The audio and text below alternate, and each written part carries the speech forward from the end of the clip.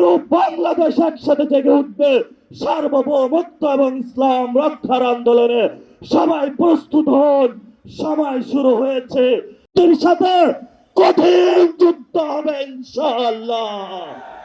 সেই যুদ্ধে যদি বিএনপি বা আপনারা যদি মুজিববাদের পক্ষে থাকেন, 24-এর গণ অভ্যুত্থানে যদিও আপনারা আমাদের সাথে রাজপথে ছিলেন, আমরা সেখানে আপনাদের সাথে কোনো কম্প্রোমাইজ করব না।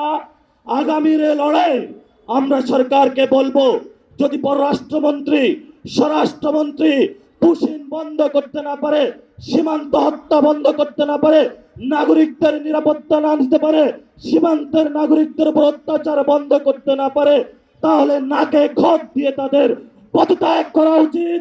আর যদি তারা সসম্মানে পদত্যাগ না করায়, তাহলে তোমাকে টেনে হিচড়ে আমরা বাংলার মাটিতে পদত্যাগ করাবো। লাস্ট যে কথাটা, আমাদের ফরেন মিনিস্টার জাতিসংঘে ইলেক্টেড অ্যাসেম্বলি হয়েছেন, জাতিসংঘের সভাপতি হয়েছেন, কিন্তু সীমান্তে আপনি হত্যাকাণ্ড দেখেন না, সীমান্তে আপনি পুশিন দেখেন না।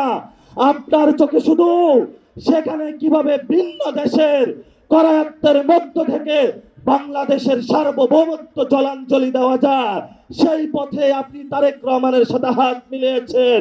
প্রিয় খলিল ভাই, এই খলিল ভাই আপনি ছিলেন না।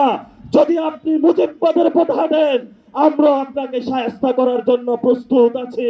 তখন কোন খলিল ভাই আমরা চিনব না, সালাউদ্দিন ভাই আপনাকেও আমরা চিনব না। প্রস্তুত হন।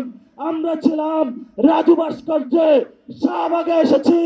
ভবিষ্যতে পুরো বাংলাদেশ একসাথে জেগে উঠবে সার্বভৌমত্ব এবং ইসলাম রক্ষার আন্দোলনে।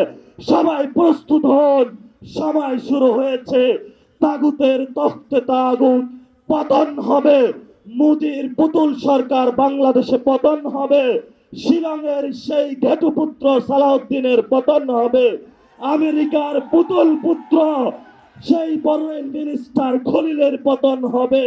এদের পরে যারা মুজিববাদের নব্য দূষর, তাদেরও বাংলাদেশের পতন হবে ইনশাআল্লাহ।